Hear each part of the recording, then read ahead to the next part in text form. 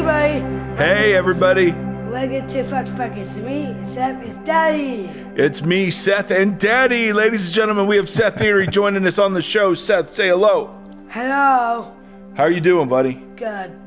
How's life with Seth Erie? Good. It's good? Yeah. Yeah, what did we do yesterday? We are Tennessee. We're in Tennessee.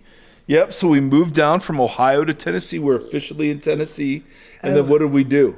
Swim. Yeah, we went to a water park yesterday, ladies and gentlemen. It's very exciting. Seth, how do you like your new house? Also. It's awesome.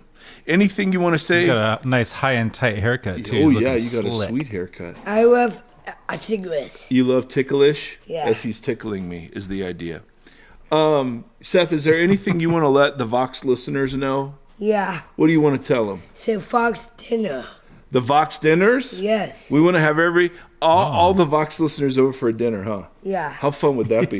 Yeah. Yeah, we'd have to get something large to do that. Mm-hmm. Is there anything else you want to say? Yeah. Okay. Tim Stafford, I love you. Tim Stafford, I love you. Oh, Right. I love you, Sethy. Came in missing someone. Figure you good day. It's Tamai. Thank you. Have a good day. It's Eddie Mike. Ladies and gentlemen, welcome to the Vox Podcast. And there are a few pieces of feedback that we receive very frequently. And one of them is more Seth. The more Seth, the better. This is true. So he was just hanging around, and we thought, let's just grab the boy. The Eries have been busy. Our oldest has graduated high school, and then we moved the fam down to Nashville, Tennessee. Nashville. Yep, and then we're heading back up to Ohio tomorrow for our oldest grad party. Going back home. Yeah, it's quite the thing. So we are tired, Timothy. If it's sounding a little echoey, we're still working on unpacking and unloading. The new locales. Yes, exactly right. But man, we got a lot to do today, Tim. Like the podcast waits for no one. That's right. It just keeps Mondays come no matter what. It's coming no matter what. So anyway, Vox family, hello, welcome. We've got some business to attend to, some thank yous to give out, a couple of emails to read, and then diving back into the wonderful world of the divine counsel and the Elohim. Hey, yo. So, Timothy, we have a 300th episode. Could you remind everybody what it is that you're asking them to do? All right, so the 300th episode, we're going to be talking about, we mentioned this briefly last week, but we'll be talking about kind of the future of the church, both in modes of hope that you might have for the church or lament that you have over. We've talked a lot about this last year in particular, if not the last four being very revelatory years for the church. Much has come to light, much has been revealed. So we have some fun guests who are going to pop in and share the conversation, hopefully. And but we really want to hear from all of you guys in the community and have your voices on there. And I've received some already. Thank you for those. And there's two ways to get that to us. One of them is you can just record on your phone a voice memo, like 30 seconds or less, talking about either your hope for the church in the future or your lament or grieving with where the church has been and possibly is going. We'd also like a bunch of one-word answers, too, that we can kind of throw together. So if you've got just one word of hope or lament, that'd be great. Also, so you can send that to me at tim@voxpodcast.com, or you can call this number, 530-492-0382. Yes, indeed. That number. 530-492-0382. that one right there. Yes, perfect. So we're excited for that, and we'll have some unveilings, hopefully around. That's next week. Is that next episode? This is 299. Damn, you guys better get calling. Let's go. Yeah. Ladies and gentlemen. Give us your voices. Pause it right now and call. Right now. Hit pause. This is the pause marker. If you love Seth, call him at this number. 530-492-0382. Or again, if it's easier, just to record the message on your phone. One word of hope or lament, just single words if you have those, or something under 30 seconds, record it on your phone and send it to tim@voxpodcast.com. So yeah, that's big. And then hopefully we'll have some new website name, logo stuff happening right around this time.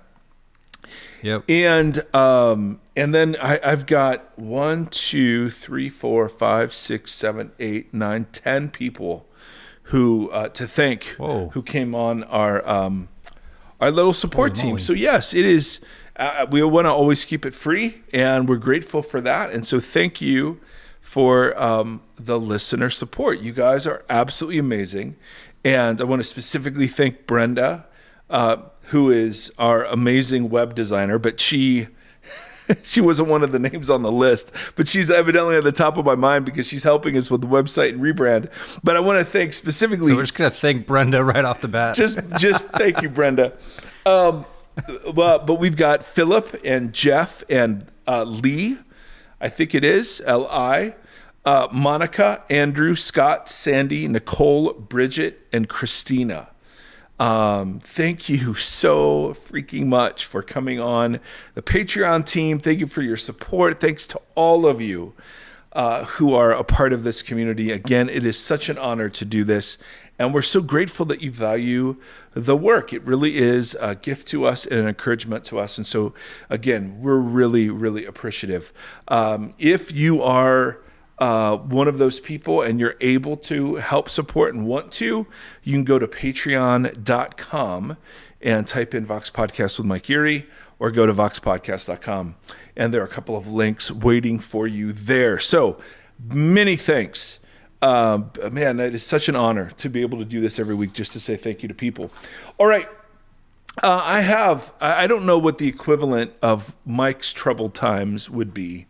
Tim, you've kind of cornered the market on troubled times. I just had, it was Mike's miserable moment, just to try to get the alliteration going. Perfect. One of the things that hit me this week is I was reading about this Tulsa race massacre. And I am in my, I'm going on several decades of age now, and I had never been familiar at all with what had happened and what responses were from clergy. And I just wasn't familiar with that historical event even remotely, and I cannot believe it.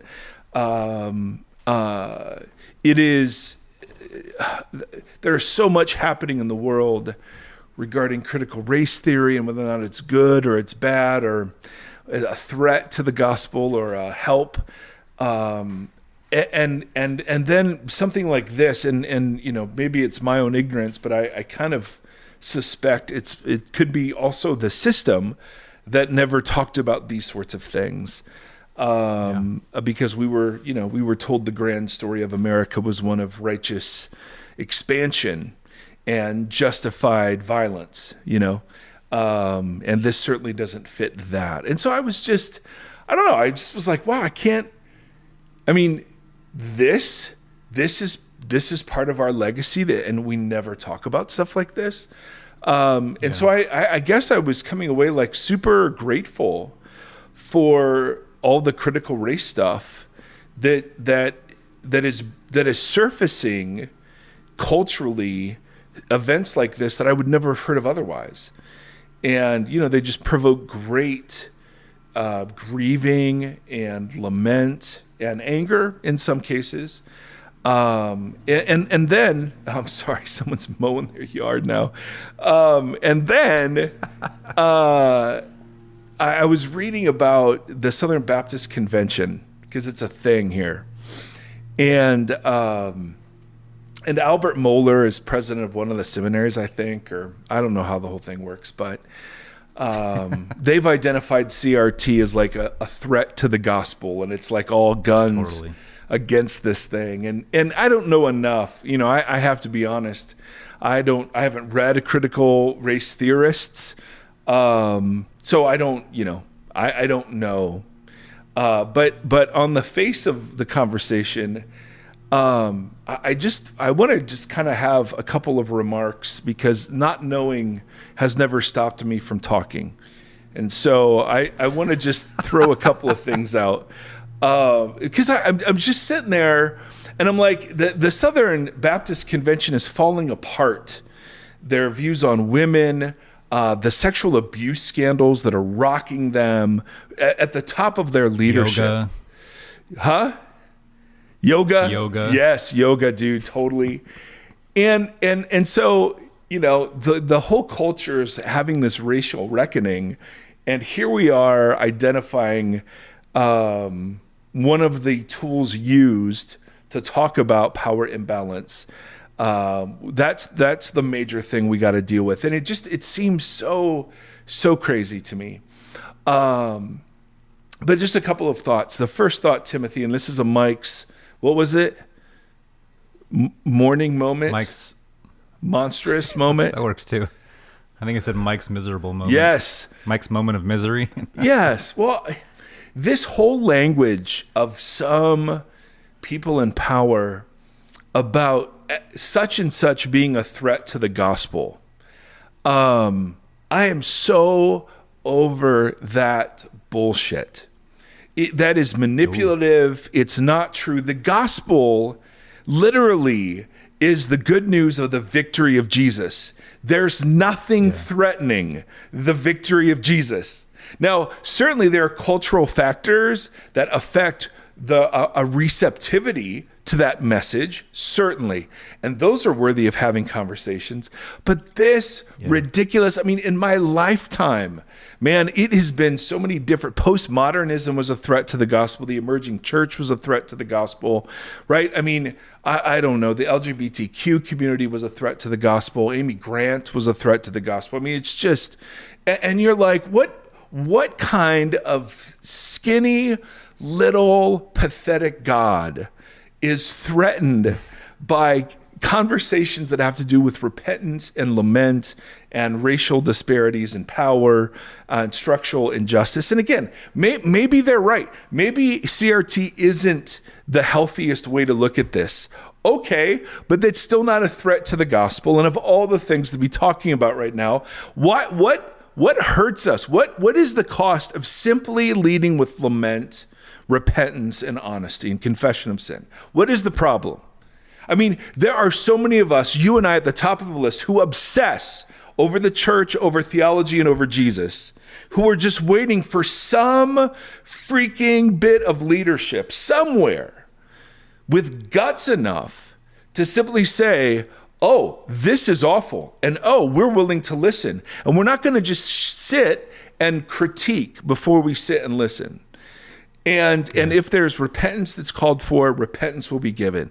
And if repentance looks like reparations, if repentance looks like symbolic gestures to address injustice, we'll do them. Because what are we trying to protect? Right? The gospel is not under threat. It is the victory of Jesus that is unstoppable. There's no threatening this thing. In fact, the fiercer the culture becomes against it, the more it flourishes. That is just true historically. So what are we protecting in all of this? I just don't understand. So I had a Mike's miserable moment when I'm like, really? Really? We were firebombing people, and we called them race riots, and I'm just hearing about this. And part of it's my own ignorance, for sure. I'm a contributing factor. But you're just like, we're afraid of telling these truths? Really? Mm-hmm. How does that hurt us as Christians? I just don't get it. And so here we are, the most vociferously opposed to any of the conversations culture wants to have around sexual abuse, around a race, around gun control, around power politics. I just don't get it. And so many. And again, it feels like we keep coming back to this, but so many have simply lost heart. We've given up. We've just said the church looks nothing like Jesus of Nazareth. And so I don't know. I just need to get that off my chest because I'm so tired of the threat to the gospel thing. You can no more threaten the gospel than you can gravity. You know what I mean? I mean, insult gravity, mock gravity, make fun of it, jump off bridges thinking that it won't catch you. I mean, whatever. It's, as Thanos said, you can imagine Jesus saying it, on the cross, I am inevitable. But no, the kingdom, and so many of Jesus's parables were about this. It's so seemingly small and insignificant, but it's going to end up like a bush that covers an entire field. Yeah. You know what I mean? It's like you're throwing out to catch common fish. You're throwing out a net to catch common fish, and all of a sudden there's a pearl buried in there. And you're like, oh my goodness, I had no idea this was sitting right here. So I'm just tired. That's how Hannah would say it. Tired. And it's accurate. So no more threats to the gospel. I'm just, and I guess because we see the world in culture war terms, how can we not think things are under siege? Because it goes back to the way we framed the whole thing. Yep. So to me, Jesus saw the world like we looked at that parable of the wheat and the weeds. That's how we saw the world. Yeah. That to me is totally significant in terms of how it is that Jesus invites us to live in a world where there is great evil and great good. And Gambas is so challenging because he keeps getting me off of any imperializing. You know what I mean? I like, because I do think the scriptures invite us into good deeds. So when they see our works, they will give praise to God the Father. I think there's some sort of place for this. But Gambas has really called a lot of that into question, like, give up trying to fix the church. And I'm like, is that true? I don't know. I see part of it being healthy, and I see part of it as being right. And then I'm like, yeah, but Paul didn't just back away from Peter, right. And when the Judaizers came in and said, hey, Gentiles, you got to be circumcised to follow Jesus, there was a bit of a dust up there. You know what I mean? I would imagine so. So I don't know. It's a mess. And then you sent us this Marco Polo last night, or 2 nights ago, just about an organization you're involved with. It just sits there, and it's like it's all of a mess. And so I really am so torn between just chucking it all and just saying, okay, I'm done with social media forever. I'm done with podcasting. I'm just done having any platform whatsoever. And I'm going to write 9 houses down on my fridge, right? A map with 9 houses. And my whole thing is to serve the people in those 9 houses. And that's it. Yeah. And again, it's not an either or, but it just feels so ridiculous right now. Well, it's not an either, and this is all I think about right now, and that's why I left along Marco Polo, because it was after a meeting and then a continued conversation with a friend about ministry and trying to.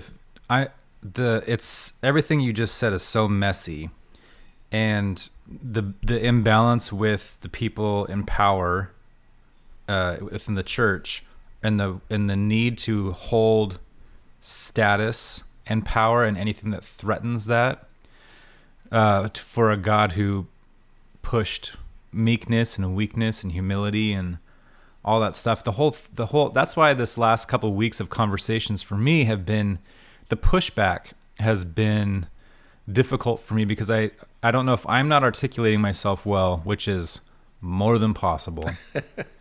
I can get a little rambly. False. But I just think the model itself is skewed.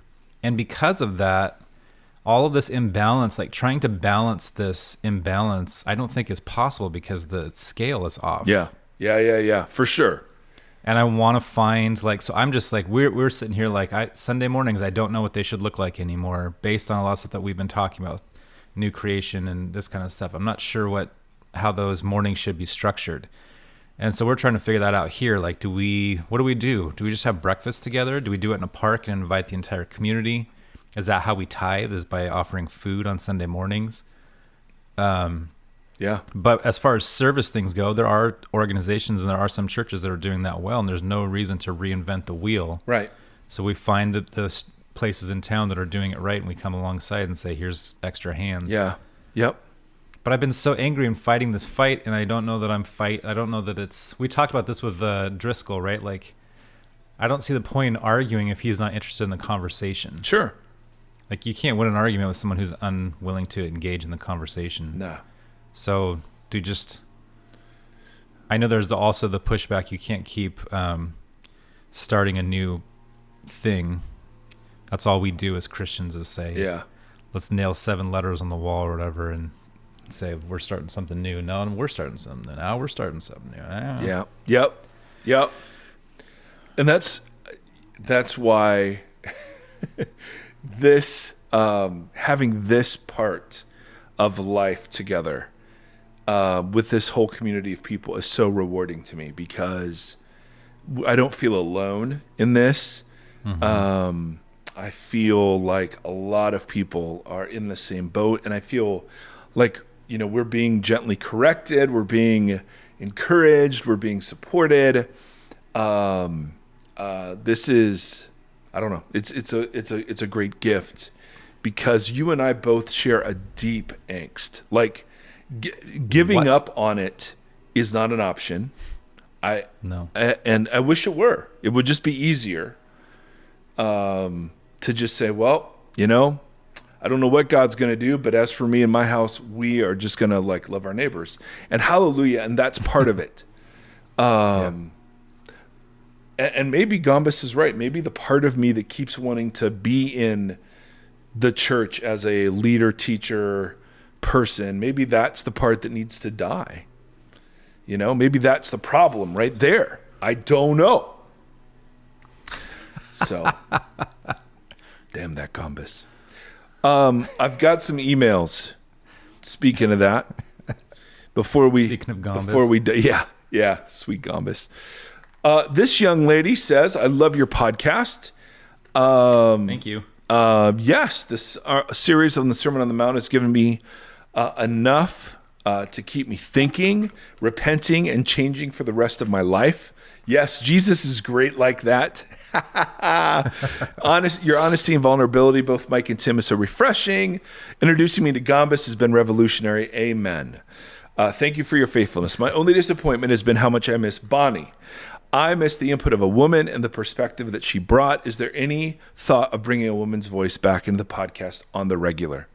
And I have to say, speaking for both Tim and I, yes.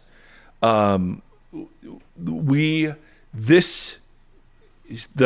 transition from Bonnie and the stuff we've been doing the last year in terms of Sermon on the Mount and this series and this stuff, we think is good stuff, but that's not the dream of the final shape of the podcast. And so we recognize that two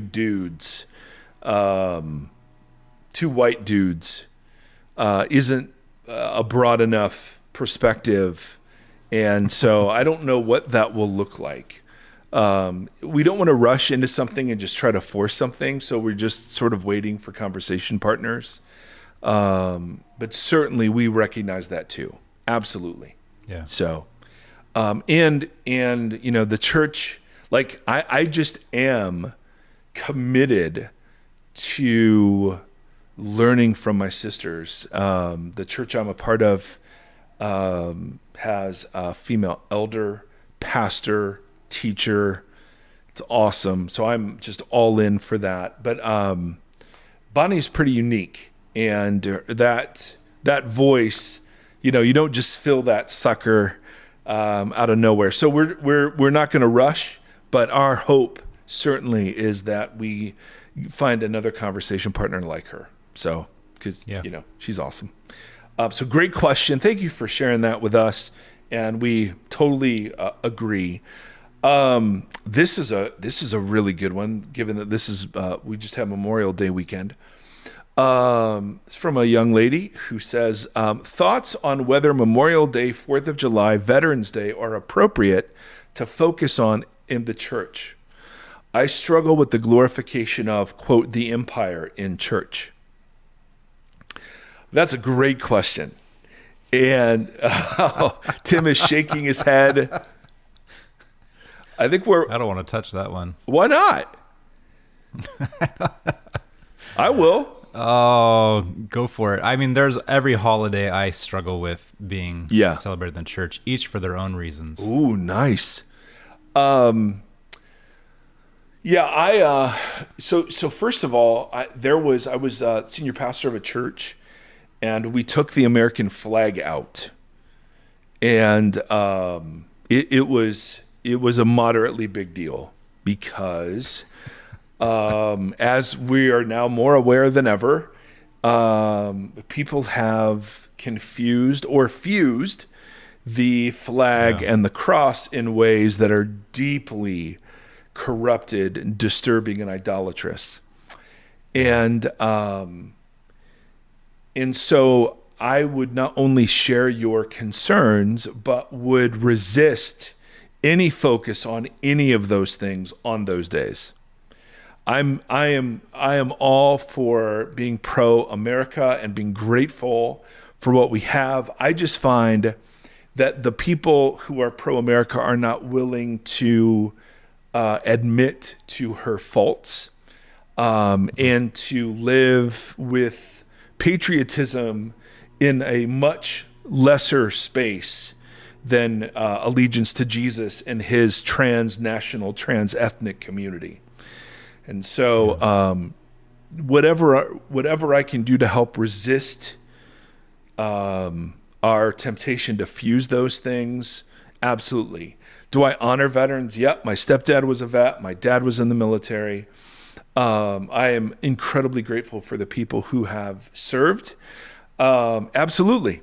And whether or not a flag gets placed into a church service has nothing to do with my respect and honor for people who have sacrificed and given. It simply has to do with what a church is and what a nation state is.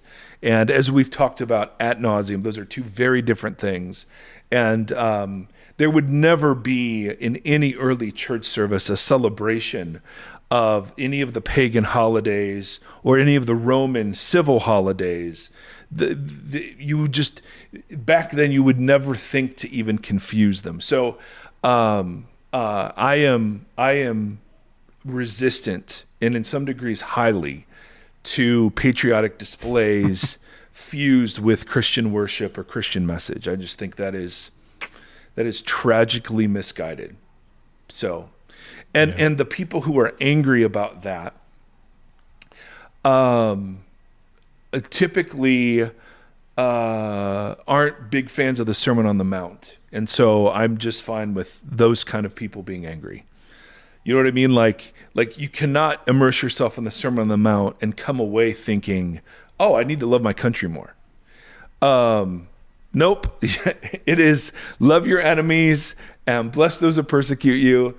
And, all of this stuff that requires the relinquishing of rights, not the claiming of them. And so I want the church to look cross-shaped, and a cross-shaped church would never highlight one nation state over others.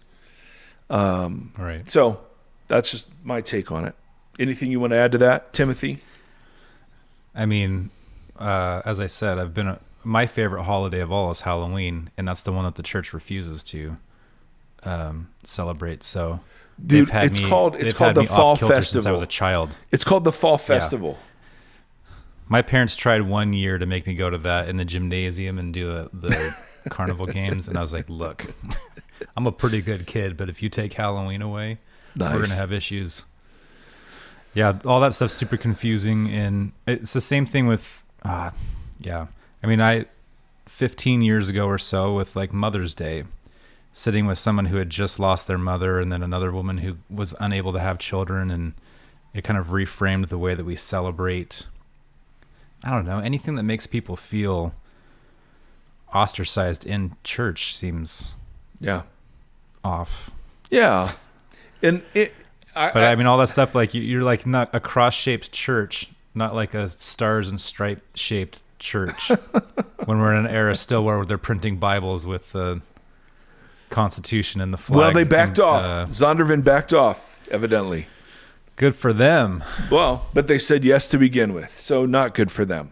If the only reason they're saying no is because public pressure and not because they don't see the problem with it, then someone else just eager to make a buck will pick it up.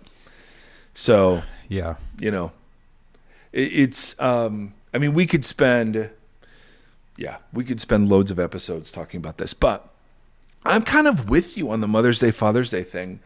Like, I don't even, it's hardly even a day of celebration anymore because of all of the disclaimers and all of the sensitivities. Like Mother's Day, you've got people who've lost their moms, who are distant from their moms, who their moms are no longer with us, or were abused by their moms, or they want to be a mom but can't, or, I mean, it's like, whoa, and just to blithely sort of accept whatever culture says we're celebrating that weekend, to say, oh, we're celebrating that.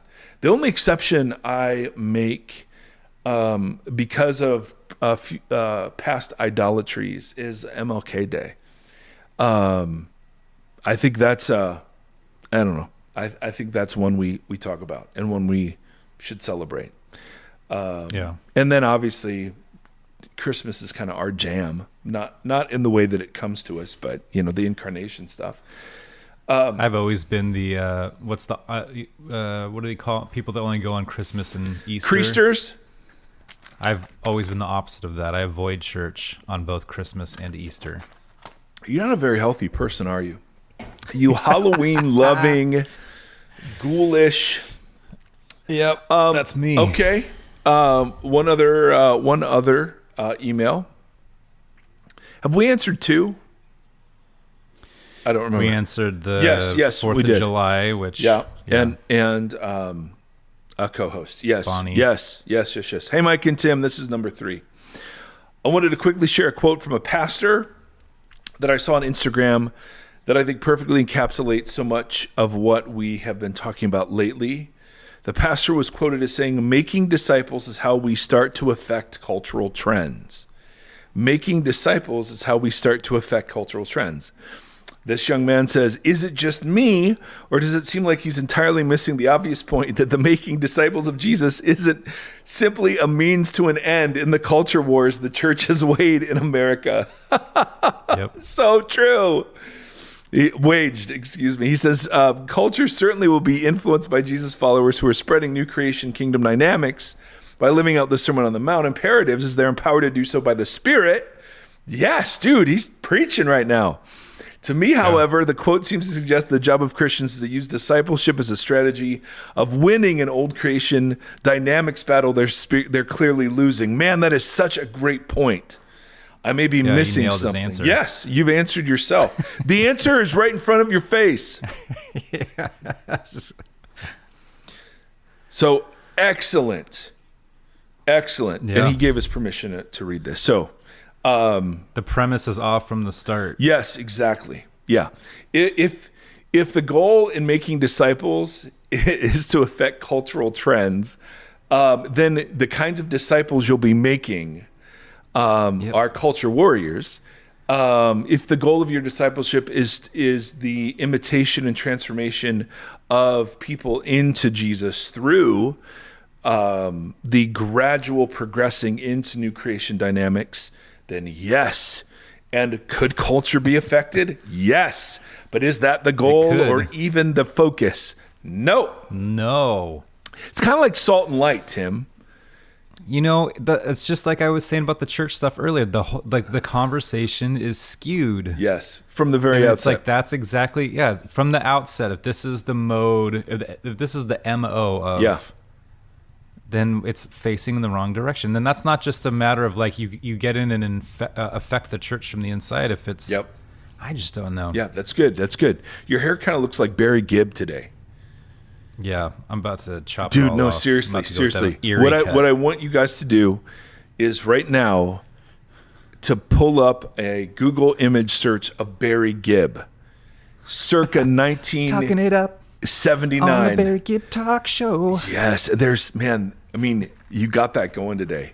With a Ramones t-shirt and a love of Halloween going on in his heart. All right, ladies and gentlemen, as always, thank you for feedback, critique, questions. Dang. We very much agree with your sensitivities and share. And again, man, the point isn't the answers, even remotely. I mean, who am I and who is Tim? Well, I know who I am. Well, yes, then who am I? So, That's false. I have no idea who I am.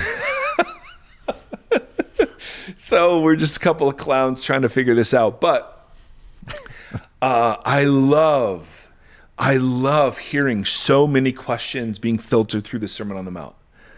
Like, do you hear all like that for the last several weeks? It's been like, how does this line up with the sermon? And it's like, yes. No, yeah, I've got goosebumps as you're saying it. They're doing the same thing with the current series. Like, I'm filtering everything through this new creation idea.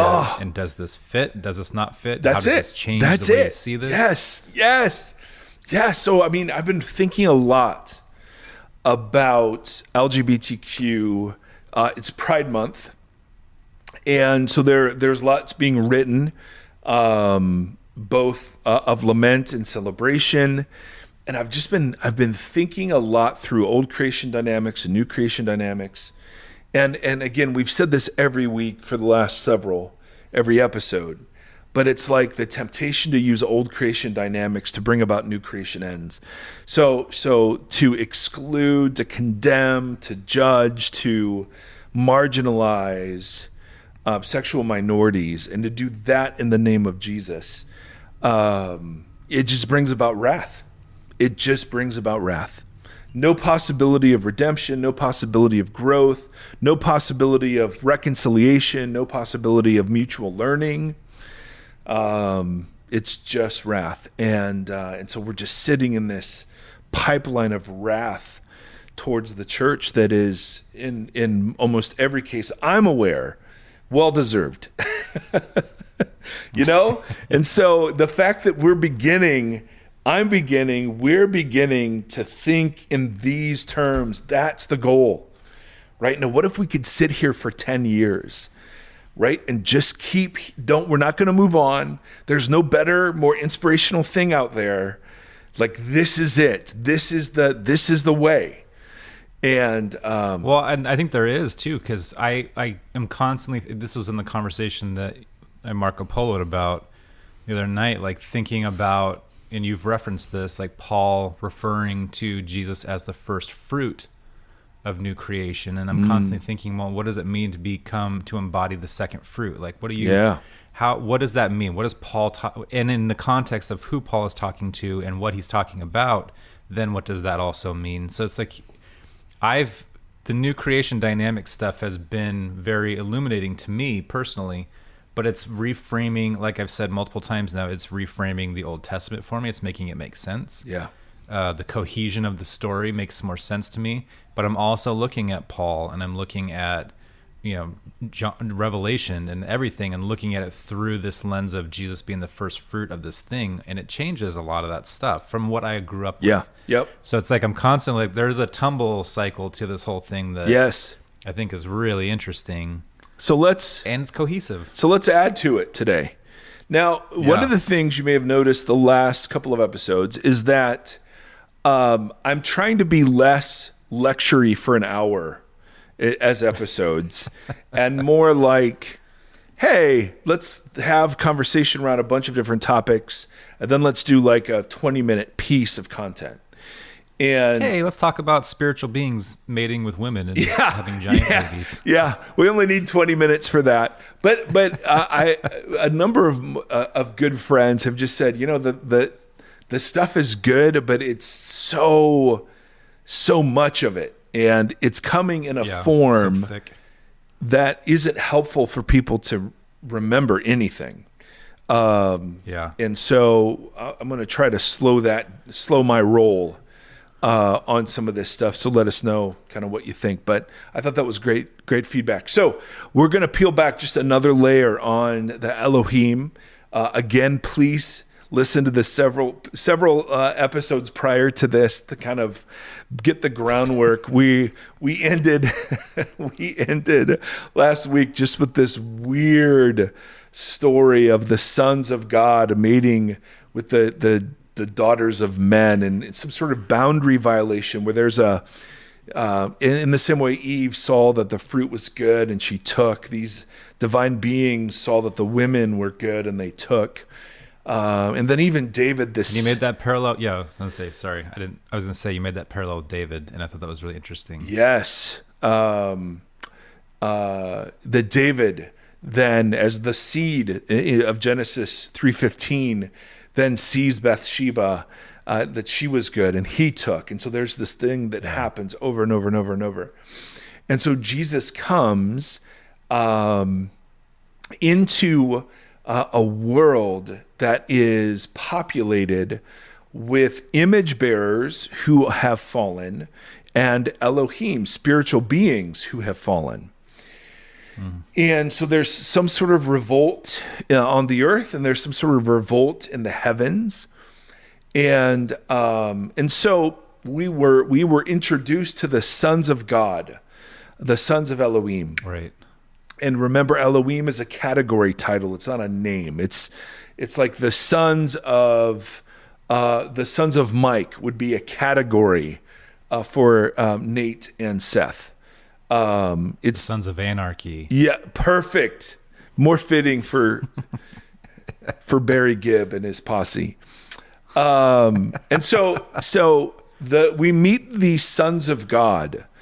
And just by way of review, God created rulers, co-rulers, and he delegated authority to them. Which is insane. And so he did it both in this kind of spiritual realm and in this earthly land, humany realm.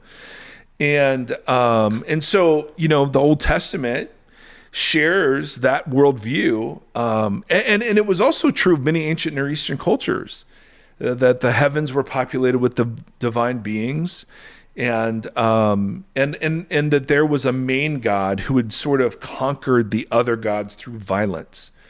And so there was a head God, and then there were subordinate gods. One of the things that made Israel's worldview much different is the insistence that God didn't defeat the other Elohim and gained ascendancy over them, but rather he created them. Like there's only one creator God. And then there's this class of divine beings, but they're not what Yahweh is. Right? Yahweh is the great God, the most, so often they'll distinguish Yahweh like God, the Lord of hosts.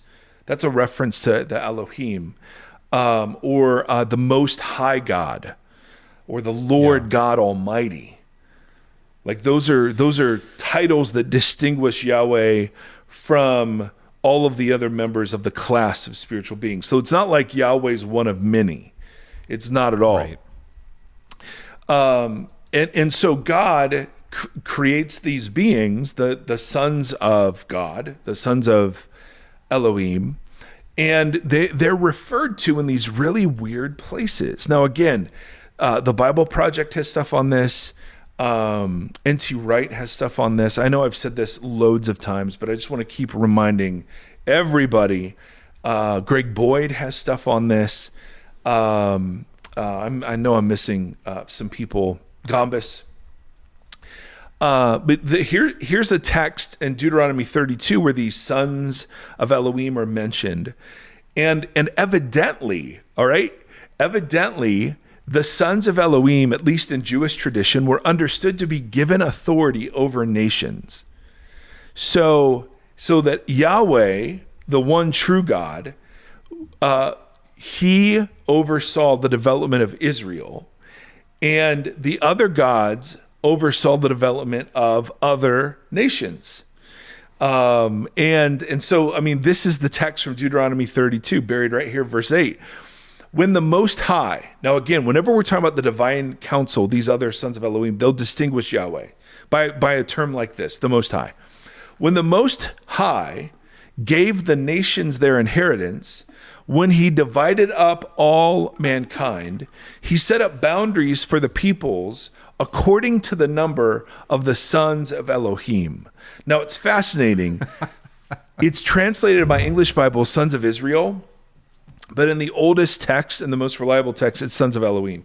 It just sounds so weird. So the idea... Well, that's a dramatically different connotation. Yes.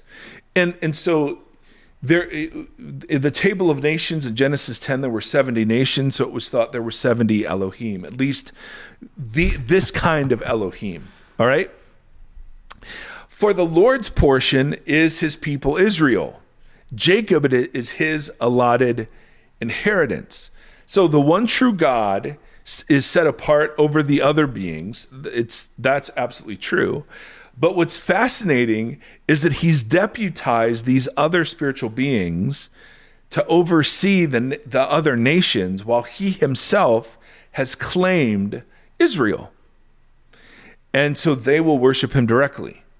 The other Elohim, evidently, were to promote justice and flourishing and the worship of Yahweh through the other nations, although their cultural expressions would look vastly different from each other.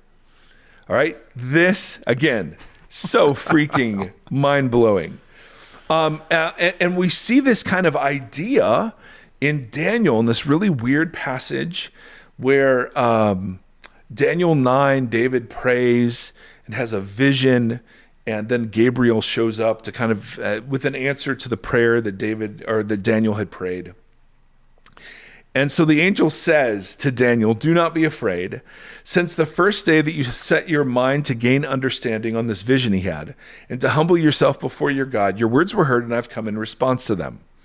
But the prince of the Persian kingdom resisted me 21 days. Then Michael, one of the chief princes, came to help me because I was detained there with the king of Persia. Now I've come to explain to you what will happen to your people in the future, for the vision concerns a time yet to come." So we have a spiritual being that is governing. It's called a prince. He's called a prince. And it's interesting. Jesus, 3 times in the book of John, Jesus calls the Satan, he calls him the prince or the archon of this world. All right. So there's something happening. But there's this prince of the Persian kingdom that's resisting this angel, and evidently is tied to some sort of geographical boundaries, because then we had to call up Michael, one of the chief princes, one of the chief spiritual beings. And then later in that same chapter, the angel says, "Do you know why I've come to you? Soon I will return to fight against the prince of Persia, and when I go, the prince of Greece will come. But first I tell you what is written in the book of truth. No one supports me against them except Michael, your prince." And that's how Daniel 10 ends. And you're like, So there is in the Bible a working sort of metaphor for what this is, because we get so many throne room scenes in the Old Testament. There came about a way to reference this Yahweh's relationship to these spiritual beings, and that way is usually referred to as the divine council.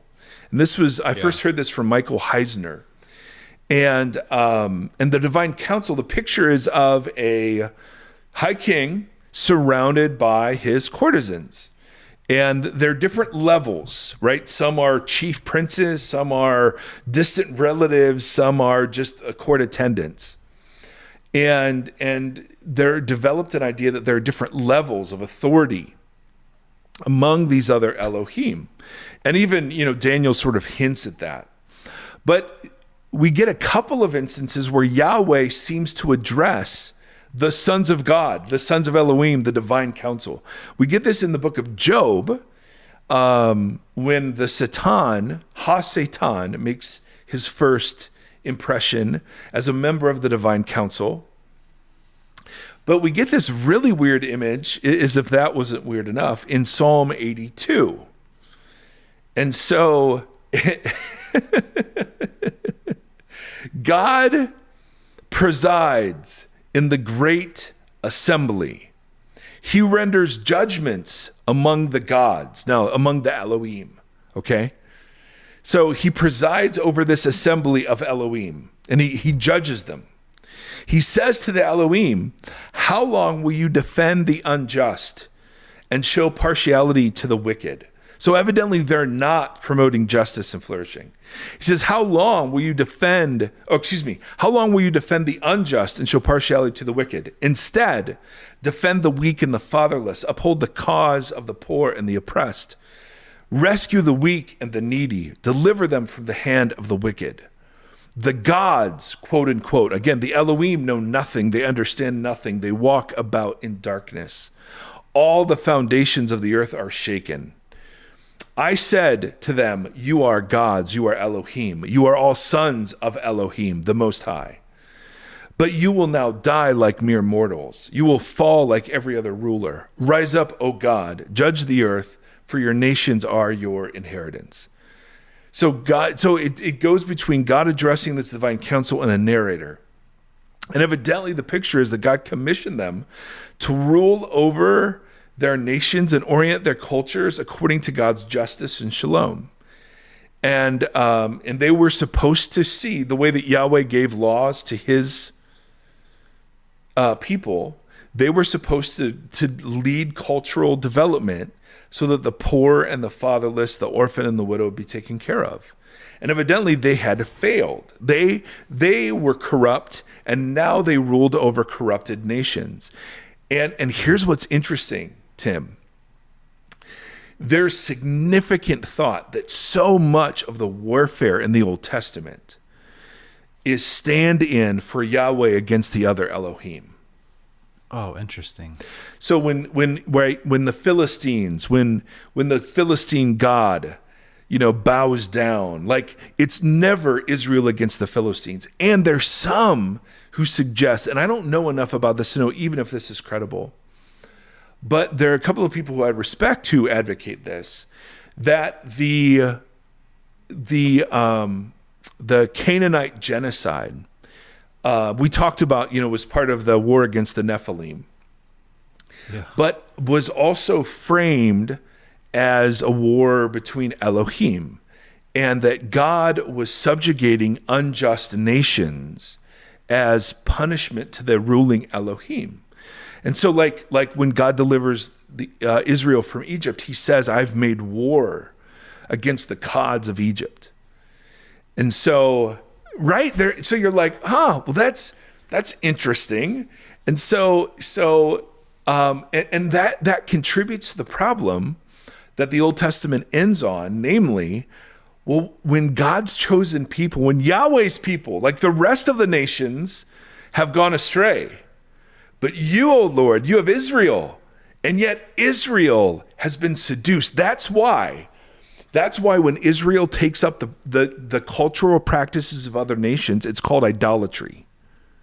Do you understand that? When Israel practices injustice, it's idolatry. Why? Because it is adopting the practices of the other Elohim. Yeah. Right. And that is why worship in the Old Testament could never be separated from justice. That's interesting. Because justice was an issue of allegiance to Yahweh. Yeah. So you have this image that these divine figures, creations of God, are no longer ordering their appointed realms with God's justice. Now, if you're having a hard time imagining what that's like, well, just look at your life, right? I have a small, tiny realm that I have power to order along the lines of God's justice, and I don't. Right. right? I see something that's good and I take, right? I see the table spread in front of a neighbor or an enemy and I envy that, right? I mean, just you Right. go on and on and on. The same pollution Yeah. infects me. And so instead of pursuing cultural agendas and expressions and formation that align with flourishing and justice, what do we have? We have ongoing and forever war and exploitation, always, Yeah. Yeah. right? It's very complicated, and also simplifies a lot of things, because you see a lot of that vocation language that was set up for God's people still continuing through, right? It's the same language that Jesus advocates for. Totally. Right? So now we have nations oriented as a matter of normal towards violence, supremacy, animosity, fear, desire to dominate, exploitation of the weak and vulnerable. Now, that doesn't mean humans are not responsible. Of course, humans are responsible. Absolutely. But like you said, and Tim, I love the way you said that. It's vastly more complicated and in some ways more simple.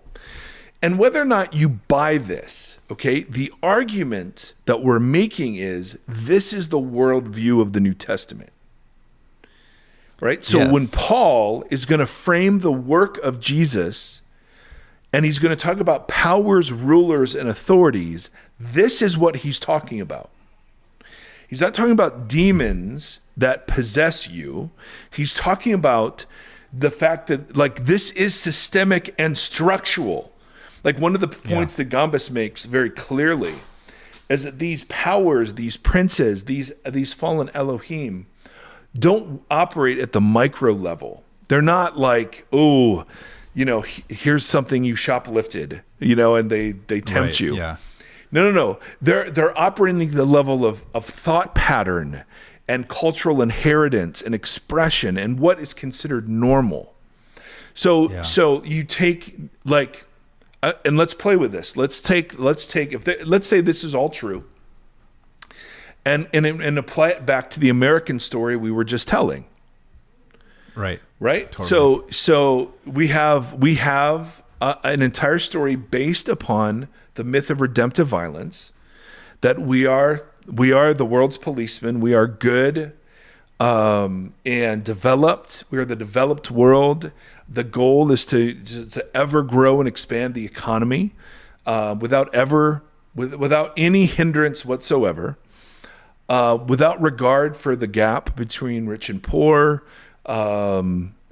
I mean, they're just these cultural artifacts that we've all inherited that we go, yeah, that's just the way the world works. Yeah. And so it's that the way the world works bit that has to begin to be questioned, right? The racial. Well, that's what's so complicated about it, is that you have, it seems very black and white, right? To kill someone is wrong, to help someone in need is right. And, and you can break that into as many different categories as you want. But so to say, like, I'm a pacifist, I don't believe in war, and I don't want to support a war system in a world that is built on that. Right. You almost can't take a black and white stance. You have to, it's just, there's so much discernment and wisdom and nuance involved in everything. So if you're going to be a people who are peacemakers, you have to do exactly like you were just saying. It's all day, every day. Worship is tied to justice, and you are looking to infect that system from the inside out, because you can't oppose it at the top level. No. You have to oppose it altogether throughout forever. And it shows the agency of God.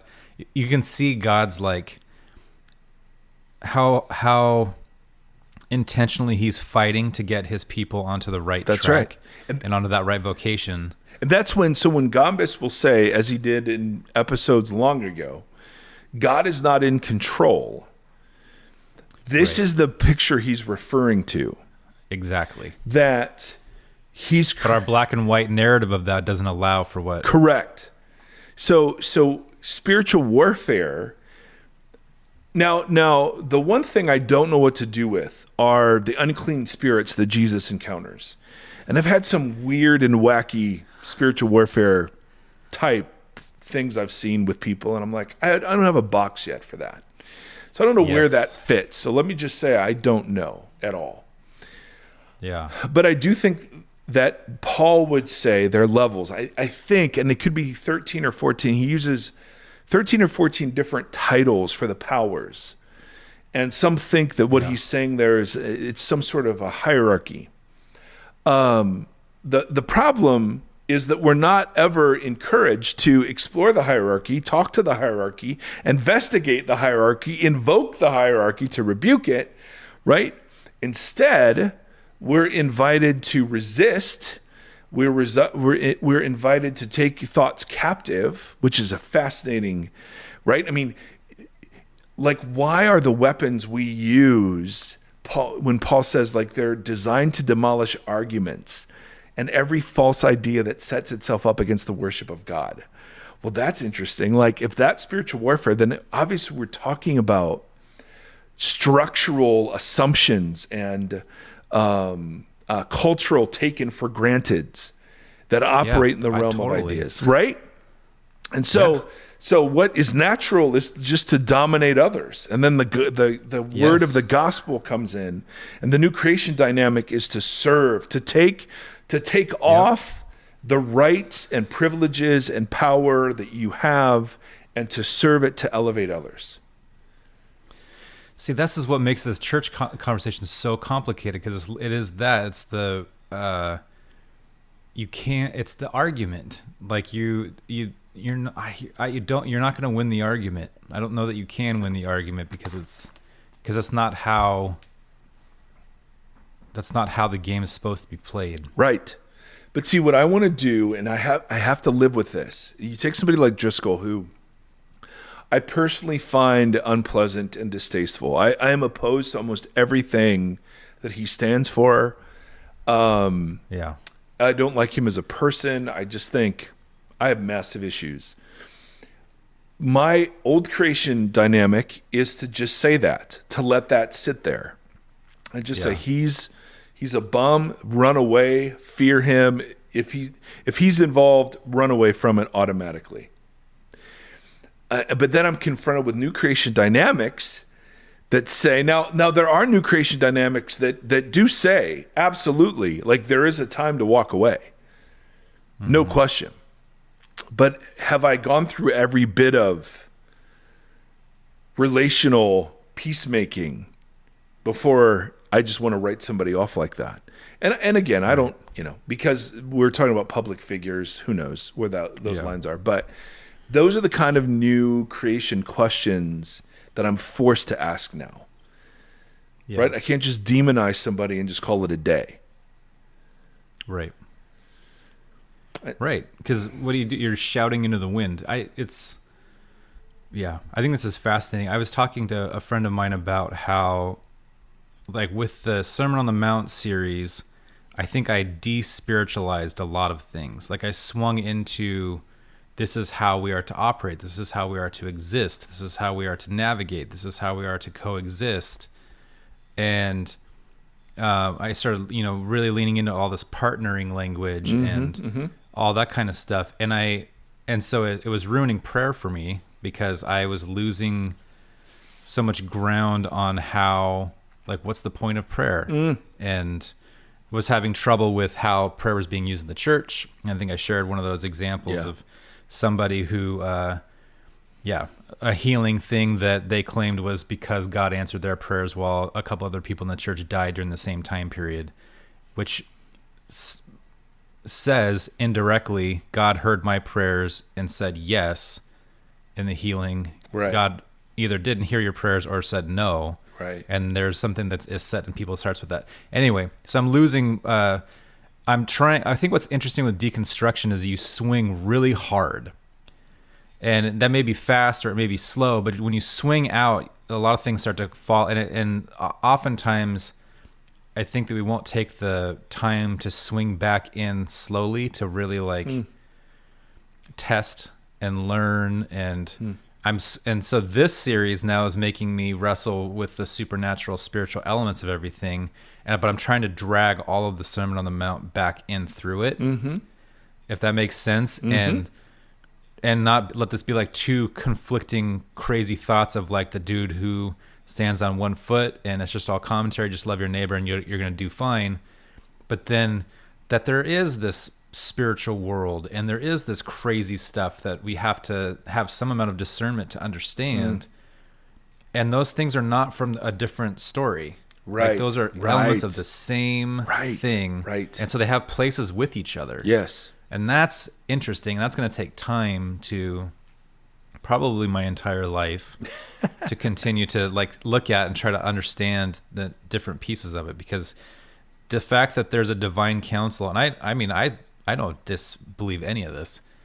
And the fact that Jesus came and walked with 12, dirty dudes, like that those two things are in the same pot. Yeah. Is a lot to sit with. Yeah. And they have implications for each other that echo out and absolutely continue to implicate other things. It's so much, and it's so interesting. Yes. Yep. And so, I mean, it's you. Well, you said it. I can't. I'm trying to think of another way to say it, but you said it. It complicates things and it simplifies them all at the same time. And what it's done for me is totally revolutionize what it is to engage in spiritual warfare. That language. Yes. Right. We should talk about that more. Yes, because that is the wrong language. Again, it's taking a culture war viewpoint, but now just applying it to angels and demons. Right. Totally. I think that would be a good thing to spend some time on. Obviously so much of our faith, as we've talked about American evangelicalism and that kind of stuff, has been like filtered through the language that we understand here. And so we lose a lot and we get a lot twisted into really dirty versions of what this is. That's right. But I think you're right. The spiritual warfare, like just that language itself, doesn't give you the framework to begin to understand what maybe is happening. No, it's I have an angel on my shoulder and a demon on the other one, and I'm being tempted into bad moral choices. And you're like, Bugs Bunny screwed us all up. Yep. And that is like the literally thinnest, weakest possible conception of what is happening. Totally individualized, right? Totally moralized. And okay, so Jesus saves me then so that I make better decisions. And you're like, okay, well, I guess. But it's just not. Now I'm just spinning through everything. I'm spinning through the idea of inviting Jesus into your heart, but what that phrasing actually means in a larger sense, and then what that is implicating inside of this conversation. Yeah, I will never use that phrase ever again, ever. It's wild though. It'd be an interesting. I'm sure one of our listeners, if not more, have done the deep dive search on how that became so firmly established into our lexicon. But I'd be interested in really understanding how that became like the primary thing. Well, I think in Romans 10, the Romans road became a thing. And then Romans 10, if you confess with your mouth and believe in your heart that Jesus is Lord, you will be saved. And so, he says it right there. Believe in your heart. The problem is the word belief and the word heart, those are vastly different than how we conceive of them. Oh, man. Yeah. Hallelujah. All right. We got to go, baby. My word. All right. Just a reminder that this is episode 299 and we want to hear your voices. So get them into me like tomorrow. ASAP. Right now. Pause this sucker. Right now. 530-492-0382. Send me a voice message. Tim@voxpodcast.com. Yes, please. May the Lord bless you all, because I'm now a Southerner. May the Lord bless y'all. Keep y'all. Keep y'all. Raise his face to y'all. Be gracious to y'all. And in these days, give us peace, y'all. And I've just learned what grits are. Oh. Yep, they're on everything. That's what they are. All right. Till next time, friends. Thanks. See you on the other side.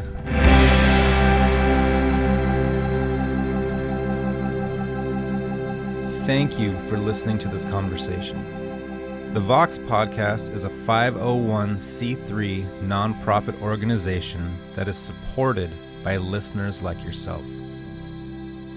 If you'd like to partner with us, you can do so at patreon.com/Vox Podcast. You can also engage with the hosts on social media at facebook.com/Vox Podcast, on Instagram at Vox Podcast, and on Twitter at Mike Erie. Thank you for walking this road with us.